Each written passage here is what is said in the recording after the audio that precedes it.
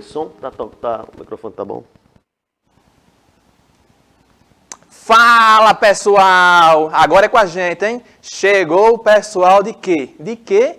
Da geografia. Claro que a gente aqui não somos vivendo bem, né, com a Ana, não temos aqui um estúdio com cadeiras acolchoadas, mas a gente está aqui representando e claro que é um prazer enorme, uma satisfação estar aqui todos os dias levando esse conteúdo para vocês e hoje com geografia linda e maravilhosa. Claro que, como sempre, vocês já estão acostumados nas aulas de geografia, sempre estamos aqui com 2 professores fazendo aquele bate-bola, um bate-papo bem tranquilo para que vocês compreendam bem o conteúdo da nossa aula. E hoje nós temos um convidado especial. A gente vê que a pessoa ela é importante já pelo nome, né? Olha o nome do camarada, Giorgio. Vamos conhecer o professor Giorgio. Fala aí, professor Giorgio, tudo bem com vocês? Bom dia com você. Bom dia, rapaziada do 7º ano. O professor Gilson é que é cheio de gueri-gueri, né? Mas é assim mesmo. Geografia, gente, é uma matéria que a gente trabalha. A gente se diverte, né, Gilson? Agora, Gilson, quem é a Ana que tem assim, um negócio todo diferenciado aqui?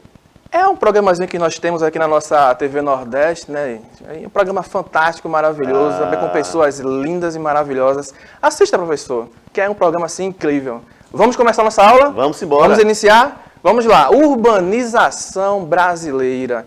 Mas antes de falar da urbanização brasileira, né, vale citar a vocês que, por alguma aventura, eu espero, né, que vocês estejam aí com um caderno para fazer anotações e que aquelas assuntozinhos que passou um pouco rápido, você ficou com dúvidas. E aí, eita, professor, eu não consegui compreender isso. Chega lá no nosso canal do YouTube, no Educa Recife PE, procura o nosso videozinho, deixa lá o comentário que a gente está sempre acompanhando. Se inscreve no canal e ativa o sininho, beleza? Agora sim, nós vamos entrar na nossa aula. E o que é urbanização? Antes da gente entrar propriamente dito na urbanização brasileira, o que seria a urbanização? Vamos acompanhar aqui, vamos ler comigo na tela o conceitozinho. Olha só, vê só como começa o conceito. Urbanização é o processo, volta para cá, processo. Ou seja, não é uma coisa que foi de uma hora para outra. Não é eu estou aqui, andei para cá, urbanizou. Não, calma. É um processo, a gente vai de forma lenta e devagar até chegar na urbanização propriamente dita. Continua lendo comigo. A urbanização é o processo que ocorre quando a população da cidade cresce mais do que a população do campo. O que ele quer dizer com isso? Nós vamos ter lá a nossa cidadezinha com uma área urbana e a área rural. E a população urbana, ela vai crescer mais do que a população do campo. Acompanhe aqui no próximo slide, que continua a conceitualização. Eita, professor, não vai sair. Conceituação, conceitualização. O conceito. Isso. Aí, ó, a urbanização corresponde ao processo demográfico caracterizado pela concentração da população nas cidades e não deve ser confundida com o aumento das áreas da cidade, crescimento urbano. O que ele quer dizer com isso? Vamos fazer aqui um exemplo. Pegamos uma cidade em que tem 10 residências. Hoje nós sabemos que a quantidade média de pessoas por casa no Brasil varia entre 3 a 5 pessoas. Mas digamos que essa cidade, com 10 casas, moram uma pessoa por casa. Ou seja, a população daquele local são de 10 pessoas. E na área rural daquela mesma cidade, nós temos lá 3 a 4 casas morando 10 a 15, 16 pessoas. Ou seja, a área rural daquela cidade, ela vai estar com uma concentração populacional maior do que a urbana. Então você não deve confundir isso não, tá certo? É o crescimento populacional na área urbana que vai ser maior do que na área rural. Isso aí vai caracterizar a nossa urbanização. Beleza? Tranquilo. Já viu aí, né? O que é urbanização? Nunca esquece, tá certo? A população urbana maior do que a da cidade. Tranquilo? Vamos lá. Seguindo.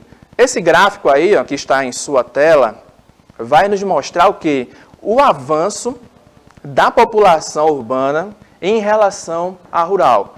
repara lá, ó, que no ano de 1940, nós tínhamos o quê? Apenas 31% da população em áreas urbanas e 69% na área rural.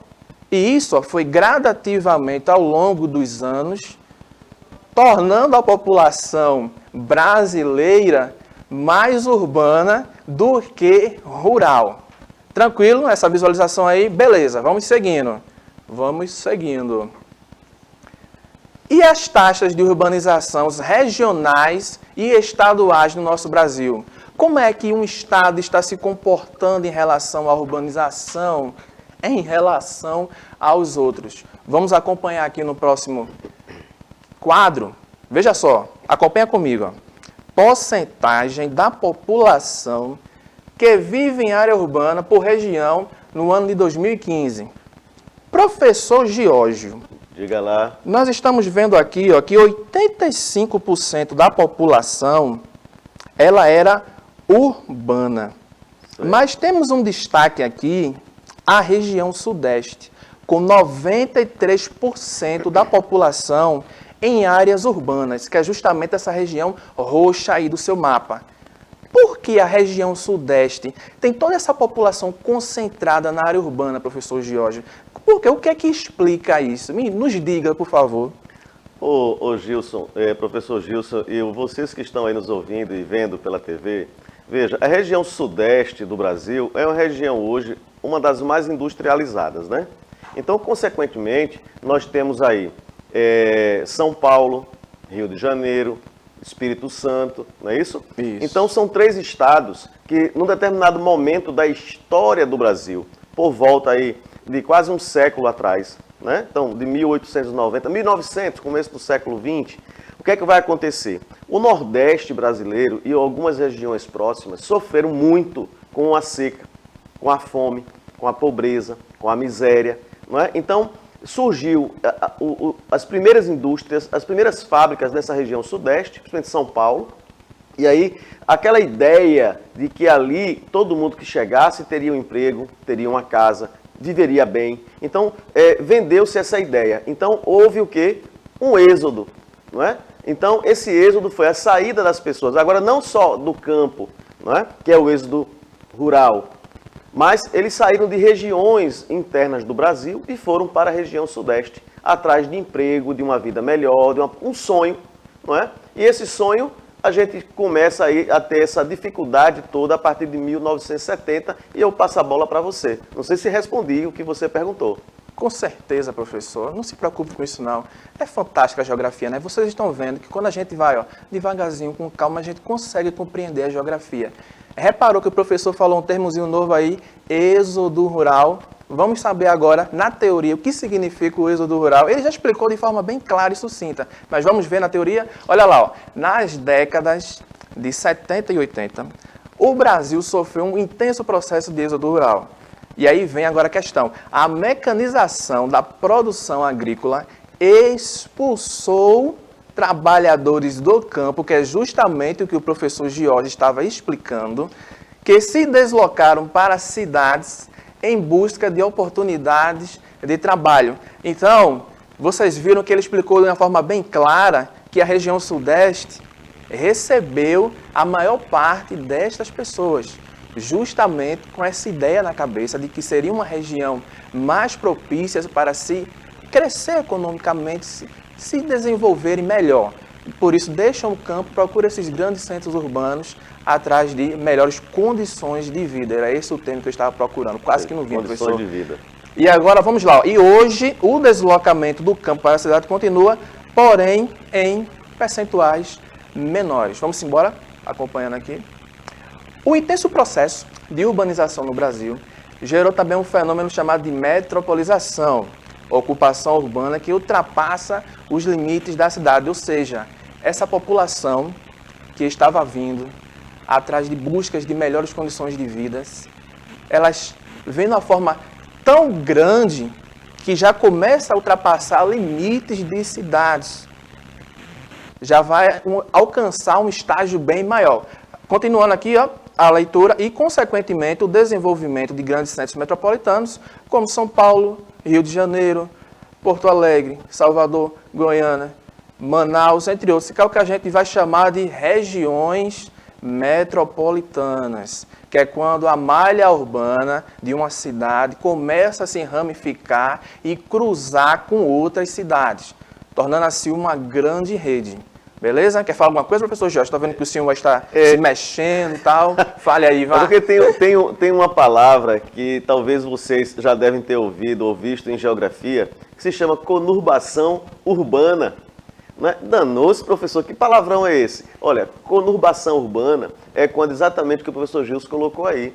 As malhas viárias, os limites, as áreas limítrofes de cada cidade, ela já não sabe mais onde termina e começa uma outra cidade. Então, muitas vezes, se não for uma placa dizendo seja bem-vindo a Olinda, né? Volte sempre a Recife, seja bem-vindo a Jaboatão, Willkommen, né? Com as placas todas bonitas em vários idiomas, porque aí você já não tem mais a ideia de onde termina e começa uma grande cidade. Exatamente. Isso também dá reflexo no nosso transporte público. Você hoje muitas vezes pega um ônibus aqui no Recife e vai para São Lourenço e vai para Goiânia com apenas uma passagem. Para você ver como essas cidades estão aí muito interligadas. Na sua tela aí estamos aqui com um exemplozinho, né, do trabalhador rural, né, na questão do êxodo rural que vem para os grandes centros, não conseguem ali se desenvolver economicamente, encontrar uma boa condição de vida e acabam como é a palavra agora? Se situando, não seria a palavra correta, né? Certo. Mas vamos colocar aqui, se situando nessas áreas à margem do grande centro urbano. Tranquilo? Beleza? Aqui nós temos um quadro que fala as causas da urbanização no Brasil. O processo de industrialização, que já vai dar reflexo também nos problemas do campo, a criação do Estatuto do Trabalhador Rural, a expansão dos serviços urbanos e o aumento de empregos, a atração exercida pelas cidades sobre a população rural, que é justamente todo esse aspecto que a gente já vem falando aqui. Tranquilo? Bem suave aí, né? Agora, professor Jorge, quando essa população chega e contra essa dificuldade e vai se localizar ali às margens, né? Tem um termozinho que surge aí, que vocês já estão vendo na sua tela, que ele é bem comum a gente utilizar. E que ao longo dos anos a gente também foi substituindo esse termo, trocando favela por comunidades. Mas a origem, professor, dessa palavra favela, de onde vem essa palavra? Como foi que ela surgiu no nosso processo histórico? Eu vejo aqui no próximo slide, ó, que tem uma plantazinha, olha que plantazinha bonita. Volta aí. Agora não apareceu o nome dela, professor. Não. Mas explique, vá, professor. Quinosdósculos. Opa, eu não vou me arriscar. É uma palavra em latim, não é? Quinosdósculos caducifolios, se não me falha a memória. Por aí. Mas essa planta, gente, né, é uma planta chamada favela. Veja que curiosidade. E aí eu vou contar uma historinha rápida para vocês, tá certo? Primeiro dessa planta. Essa planta, ela é nativa, né, de um bioma próprio nosso, que só existe aqui no Brasil. Sabia disso, né, Gilson? Sabia. Que é a nossa caatinga. Ela só existe no Brasil. Né? Então, a caatinga é uma vegetação, é uma área, né? É um bioma onde existem alguns tipos de plantas específicas. A favela é uma dessas, e é essa que está aí.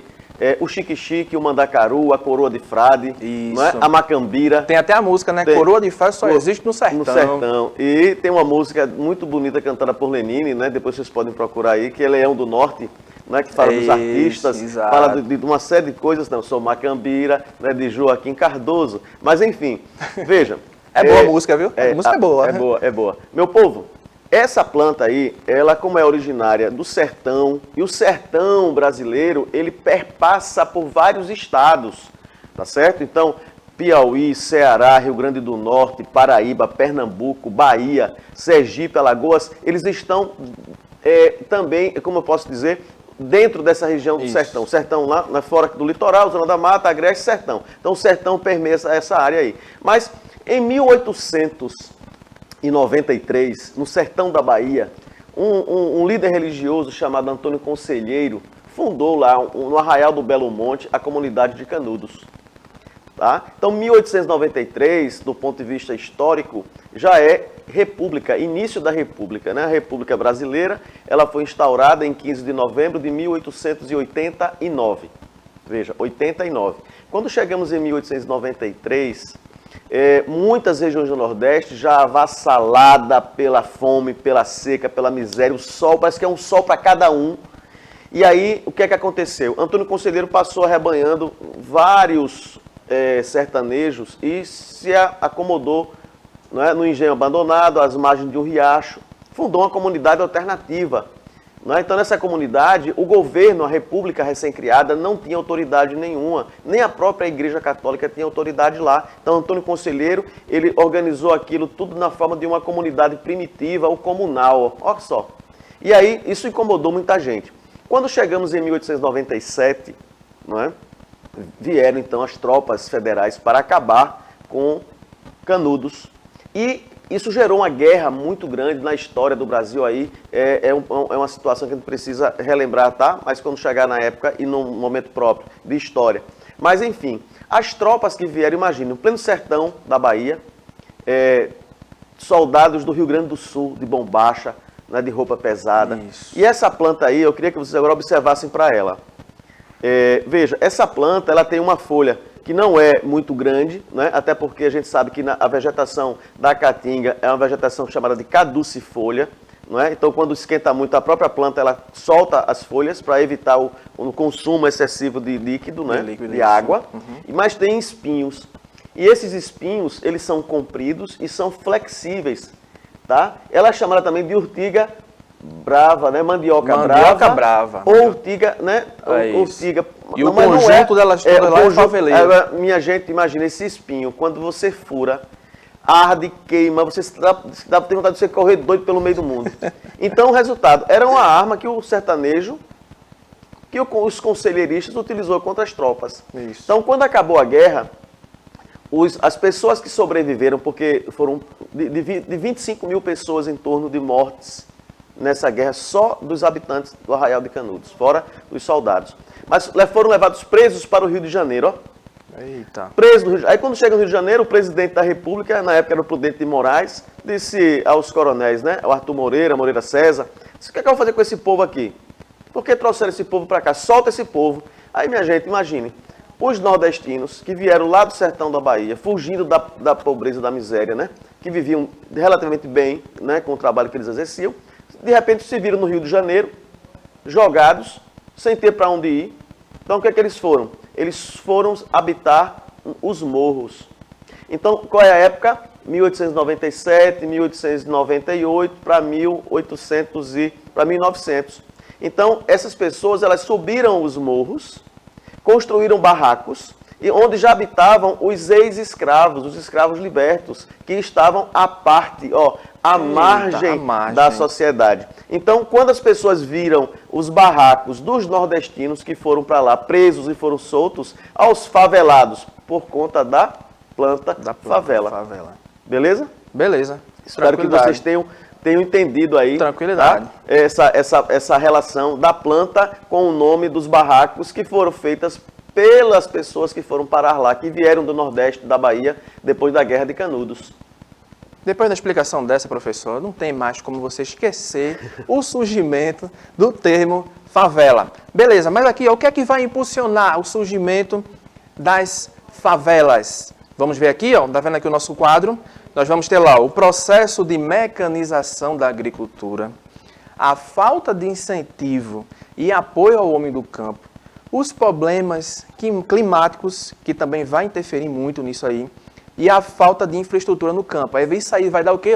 Uma falta de perspectiva. Aquele homem do campo vai estar lá.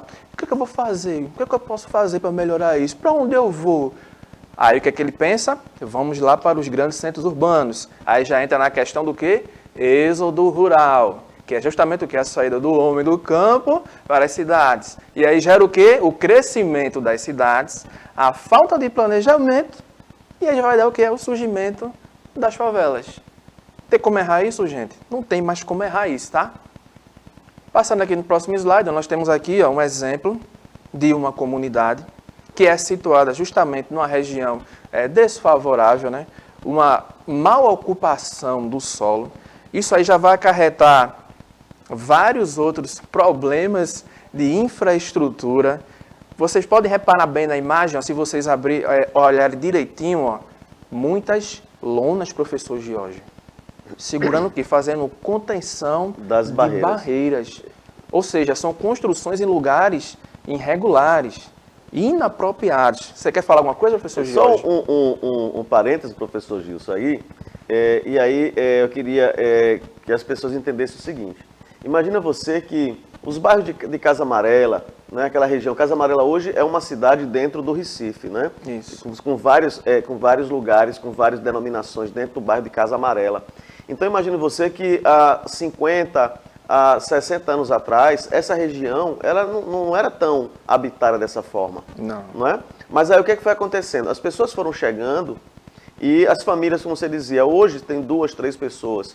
Mas antigamente o mínimo eram 6, 7 pessoas, 8 pessoas. Então chegavam um espaço pequeno, então elas foram ocupando irregularmente, principalmente próximos à barreira, foram fazendo recortes, né, nas barreiras, e aí foram ocupando o espaço de uma forma não ordenada. Então hoje, o que é que nós temos? Um conglomerado, não é? Uma grande quantidade de residências, muitas vezes o que a turma chama de puxadinho, não é? Aí faz uma casa em cima da outra, tem um espaço, faz um aqui e vai ajeitando, vai ajeitando, vai ajeitando, vai agregando, vai juntando, daqui a pouco você tem um emaranhado de casas com pouco espaço e o solo, ele muitas vezes não aguenta, vem a chuva, plantas, por exemplo, bananeira, a turma ainda pensa que a bananeira é boa, não é. Não é, ela vai fofar ainda mais. Então, quando vem a chuva e a gente está com um tempo climático muito louco, não é? Muito louco. Então, a quantidade de água vem, então fica difícil, não é? A gente ordenar essas questões e principalmente ver essas lonas aí, significa barreiras, não é? Caindo. Então, nessa próxima imagem aí, eu queria que você agora comentasse pra gente aí esse vídeo, olha que vídeo lindo. Então, a gente vê aqui justamente todo esse processo que o professor acabou de falar. Olha lá a lona, justamente a colocação de casas em lugares indevidos. Repare na questão da vegetação que ele citou. A vegetação vai dar sustentação a essas encostas. São as raízes dessas plantas que vai sustentar essas barreiras. Quando você retira, já era. A chuva bate, já bate direto no solo e já vai desencadear essa série de problemas. Então, isso é uma questão muito grave, é bastante presente aqui na nossa cidade e vai se prosseguindo, aumentando. E vamos embora, professor, vamos embora. Que o processo de erosão aí é grande, né? É demais. Se a gente for citar...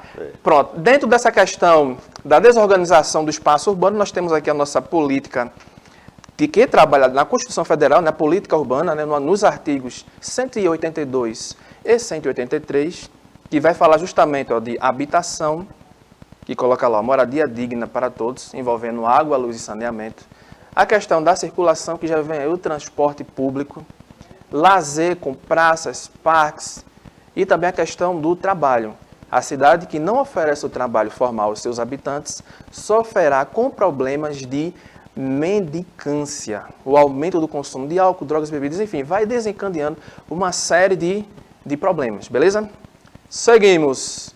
A construção de um planejamento urbano, aí já temos aí o plano diretor, que vocês já ouviram falar lá em sustentabilidade com a professora Vanessa, para vocês verem como as disciplinas estão bem interligadas uma com a outra. Estatuto da cidade e a participação popular, que ao longo dos anos foi perdendo força e já não é tão presente assim atualmente. Vamos embora. E o processo de urbanização? Olha só, hoje a maioria da população brasileira é urbana. Porém, durante grande parte da história, a urbanização foi modesta em função da sua economia basicamente agrária. Vamos conhecer ao longo dos anos como foi que se desencadeou isso aqui no nosso Brasil? Acompanha lá. Período colonial, de 1500 a 1822. O processo de urbanização se iniciou em alguns lugares do litoral. O que é o litoral? As regiões próximas aos oceanos, beleza? Na área leste. Continuamos. No século XVIII, a mineração impulsionou a urbanização em Minas Gerais e também em Goiás. Na região norte, no Maranhão, a extração das drogas do sertão promoveu assentamentos urbanos. Avançando agora para o período imperial. de 1822 a 1889, devido à expansão da cafeicultura, já estamos falando aí do café, a urbanização ocorreu no Rio de Janeiro e em São Paulo. A urbanização também teve uma importância no Mato Grosso, ao longo da bacia do Rio Paraguai. A extração da borracha também estimulou a urbanização na região norte. Aí já estamos falando de Maranhão, aquela área de transição entre o nordeste e o norte do país. Manaus, né? Manaus, justamente, bastante forte ali naquela região. Chegamos agora no Brasil República, de 1889 até os dias atuais. Se iniciou no século XX com a instalação de indústria no Sudeste, houve um surto de urbanização. A partir das décadas de 50 e 60, a população urbana cresceu de forma acelerada. Chegamos agora ao nosso momento de atividade, nosso ponto final da nossa aula. Já dizer o ponto final da nossa cidade. Tá vendo só, professor? Vamos lá, lê comigo. Ó. Nas grandes cidades brasileiras, a falta de moradia, o aumento do desemprego estão diretamente relacionados à existência de que tipos de habitação? A gente cansou de falar aqui na nossa aula, não foi, professor? Agora, um adendo aí, professor. A gente falou das favelas, né, do surgimento das favelas, mas eu acho que eu vou fazer um comentário rapidinho e que vai dar a resposta. Diga. No início do século XX, com essa ida em massa do pessoal para São Paulo, Rio de Janeiro, houve o aproveitamento de muitos prédios ali no porto e gerou os cortiços, né? Que eram casarões antigos, onde cada quarto habitava uma família inteira. Isso no início do século gerou um problema sanitário seríssimo, né? Isso. Mas, vamos lá. Então, gente, depois dessa pequena explicação do professor, ficou fácil agora responder, né? Qual seria a nossa alternativa correta? E aí, vocês já sabem? Letra A, B, C, D, E? Qual? Acompanha comigo. Próximo slide. A letra B, gente. Nós temos o quê? As nossas favelas e os cortiços. É difícil, gente. Professor Jorge, muito obrigado pela sua presença aqui na nossa aula de hoje. Foi assim, uma satisfação enorme, prazeroso. Eu que agradeço, Gilson, a oportunidade de poder participar com você e vendo esse povo maravilhoso aí. Beleza, gente? Tranquilo, suavidade. Qualquer coisa, deixa lá o comentário no nosso vídeo no canal do YouTube. Estamos sempre ali acompanhando. Beleza? Forte abraço. Até a próxima.